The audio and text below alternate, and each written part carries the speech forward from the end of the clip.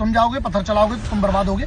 मैं ये कह रहा हूँ कि अगर इससे कभी वक्त मिल जाए, जो आपस की लड़ाइयां हैं, है ना, मिलके नहीं रहना है, तिरंगे का सम्मान नहीं करना है जिन लोगों को, तो उनको तो छोड़ ही देते हैं। लेकिन अगर जिनकी बुद्धि बिल्कुल ही भ्रष्ट हो चुकी है, उनको छोड़ के अगर जिसके पास बुद्धि और थोड़ा समय अगर आपको लगे, तो थोड़ा सा ये बात ध्यान दीजिएगा।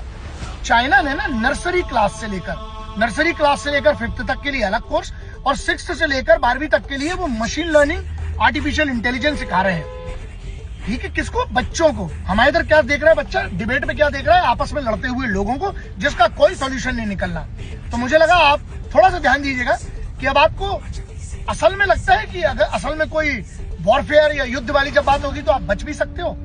आपको लगता है वो क्या कर रहे हैं? अगर शत्रु, अगर आप ये नहीं तय कर पा रहे और ये समझ पा रहे कि शत्रु अपनी तैयारी अलग स्तर पे कर रहा है, वो आपको इकोनॉमी में हराएगा। वो आपको देखिएगा टेक्नोलॉजी में बहुत आगे निकल चुके हैं, वो इन्वेंशन में बहुत आगे हैं। तो बस मेरा इतना सा है, अब आप देख लीजिए कि आपको अपनी औलादों के हाथ में पत्थर देना है या सोशल मीडिया में आपस में लड़वाना है, या ऐसा कुछ करना जहां हमारे ही बच्चे कुछ टेक में कुछ कर पाए और आगे आने वाली जनरेशन टेक्नोलॉजी में कुछ कर पाए। उसके लिए एजुकेशन सिस्टम को बदलना पड़ेगा, वरना ऐसा है ना, बस हम दूसरों की बुराइयां ही करते रहेंगे। क्योंकि हमारे इधर तो हो ही नहीं पा रहा है लोगों से। शर्म इस बात की है, एजुकेशन सिस्टम हम जब तक नहीं बदलेंगे और जब तक हमारे इधर कुछ चीजें कंपलसरी नहीं होगी ना, देशभक्ति कंपलसरी है। वतन के खिलाफ एक भी आवाज उठे, भारत का जो आर्टिकल 51 अल्फा में जो 11 जिम्मेदारियां दी गई, उसके खिलाफ अगर कोई भी हो, इनकी जब तक तोड़ाई नहीं होगी, जब तक कानून के हिसाब से इनको सबसे बड़ी सजा नहीं मिलेगी ना, तब तक कुछ नहीं होगा। उदाहरण के तौर पर क्या हुआ भगदड़ में 11 बच्चों की मृत्यु हो जाती है, लेकिन सब एक दूसरे पे इल्जाम डाल देंगे।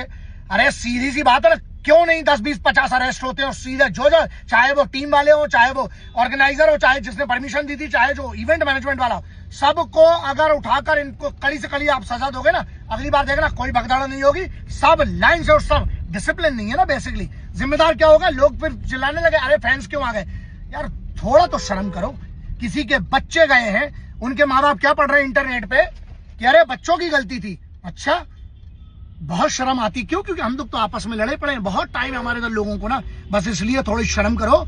आने वाला शत्रु जब आपकी इतनी बड़ी तैयारी कर रहा है, टेक की दुनिया में कर रहा है, इन्वेंशन की दुनिया में कर रहा है, चाइना क्या कर रहा है और हम क्या कर रहे हैं, जरा आपस में समझिए। अगर समय मिले तो अपने आने वाली पीढ़ियों को बेहतर बनाने की कोशिश कीजिए, ना कि खुद लड़िए और ऐसा एग्जाम्पल सेट करिए कि कल को वो भी लड़ते रहे और अपनी जिंदगी बर्बाद कर ले और सीधे एक FIR हो तो IT एक्ट में पकड़े जाए।